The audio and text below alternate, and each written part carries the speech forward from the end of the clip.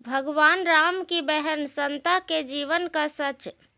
रामायण की कहानी कई युगों से भी सभी लोग सुने, देखते एवं पढ़ते आ रहे हैं, जिसमें हमने राम और उनके भाइयों के प्रेम के बारे में विस्तार से जाना, लेकिन हमने राम की बहन संता के बारे में बहुत कम सुना है, या कहे कि सुना ही नहीं है।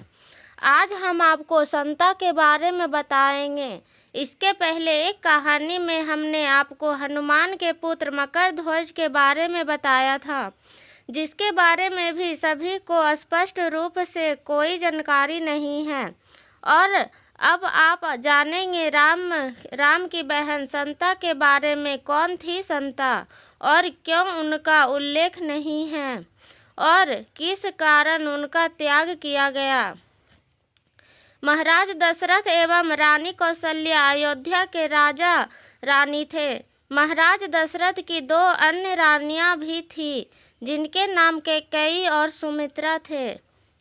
सभी जानते हैं कि इनके 4 पुत्र थे, राम, भरत, लक्ष्मण और शत्रुघ्न। लेकिन यह कम लोगों को पता है कि इन 4 पुत्रों के अलावा उनकी एक बड़ी बहन संता भी थी। संता कौशल्या माँ की पुत्री थी। संता एक बहुत होनहार कन्या थी। वे हर क्षेत्र में निपुण थी।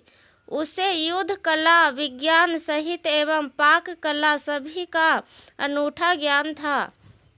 अपने युद्ध कौशल्या से यह सदैव अपने पिता दशरथ को गौरवान्वित कर देती थी।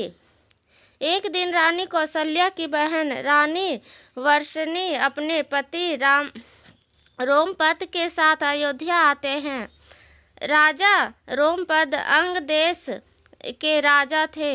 उसकी कोई संतान नहीं थी। एक समय जब सभी परिवारजनक बैठ कर बातें कर रहे थे, तब वर्षिणी का ध्यान राजकुमारी संता की तरफ पड़ा और वो उनकी गतिविधि एवं शालीनता को देखकर प्रभावित हो गई और करुण शब्दों में यह कहने लगी कि अगर उनके नसीब में संतान हो तो संता के समान सुशील हो।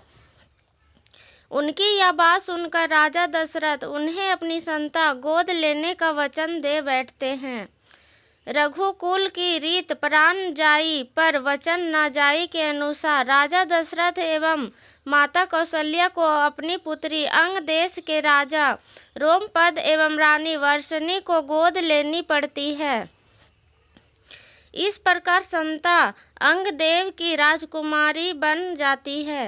एक दिन अंगराज रोमपद अपनी गोद ली पुत्री संता से विचार विमर्श कर रहे थे। तब ही उनके दर पर एक ब्राह्मण याचक अपनी याचना लेकर आया, लेकिन रोमपद अपनी वार्ता में इतने व्यस्त थे कि उन्होंने ब्राह्मण की याचना सुनी ही नहीं और ब्राह्मण को बिना कुछ लिए खाली हाथ जाना पड़ा। यह बात देवताओं के राजा इंद्र को बहुत बुरी लगी और उन्होंने वरुण देवता को अंग देश में बारिश न करने का हुक्म दिया। वरुण देवता ने यही किया और उस वर्ष अंग देश में सूखा पड़ने से हाहाकार मच गया। इस समस्या से निजात पाने के लिए रोमपद ऋषि श्रृंग के पास जाते हैं और उनसे वर्षा की समस्या करते हैं। तब ऋषि श्रृंग रोमपद को यज्ञ करने को कहते हैं। ऋषि श्रृंग के कहे अनुसार यज्ञ किया जाता है। पूरे विधान से संपन्न होने के बाद अंग देश में वर्षा होती है और सूखे की समस्या खत्म हो जाती है। ऋषि श्रृंग के प्रसन्न होकर यंगराज रोमपद ने अपनी पुत्री संता का विवाह ऋषि श्रृंग से कर दिया। संता के बाद राजा दशरथ की कोई संतान नहीं थी। वे अपने वंश के लिए बहुत चिंतित थे। तब वो ऋषि श्रृंग के पास जाते हैं और उन्हें पुत्र कामाक्षी यज्ञ करने का आग्रह करते हैं। तब अयोध्या के पूर्व दिशा में एक स्थान पर राजा दशरथ के लिए पुत्र कामाक्षी यज्ञ किया जाता है। यह यज्ञ ऋषि श्रृंग के आश्रम में किया था। आज भी इस स्थान पर इनकी स्मृतियां हैं। इस यज्ञ के बाद प्रसाद के रूप में खीर रानी कौशल्या को दी जाती है, जिसे वो छोटी रानी कैकेयी से बांटती है। बाद में दोनों रानी अपने हिस्से में से एक हिस्सा सबसे छोटी रानी सुमित्रा को देती है, जिसके फलस्वरूप सुमित्रा को 2 पुत्र लक्ष्मण एवं शत्रुघ्न होते हैं और रानी कौशल्या को दशरथ के जेठ पुत्र राम की माता बनने का सौभाग्य मिलता है एवं रानी कैकेयी को भरत की प्राप्ति होती है। इस प्रकार संता के त्याग के बाद राजा दशरथ को 4 पुत्र प्राप्त होते हैं। पुत्री वियोग के कारण रानी कौशल्या एवं राजा दशरथ के मध्य मतभेद उत्पन्न हो जाते हैं। संता के बारे में चारों राजकुमारों को कुछ ज्ञात नहीं होता, लेकिन समय के साथ वे माता कौशल्या के दुख को महसूस करने लगते हैं। तब राम कौशल्या के पक्ष करते हैं। तब राम को अपनी जेठ बहन संता के बारे में पता चलता है और वो अपनी माँ के बहन संता को मिलवाते हैं। इस प्रकार राम अपने माता पिता के बीच के मतभेद को दूर करते हैं।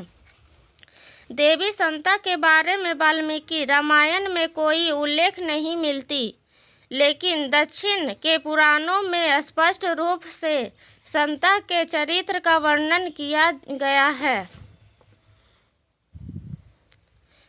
भरत के कुल्लू में श्रृंग ऋषि का मंदिर है एवं वहां से 60 किलोमीटर की दूरी पर देवी संता का मंदिर है। यह भी कहा जाता है कि राजा दशरथ ने पुत्र प्राप्ति के लिए देवी संता का त्याग किया था।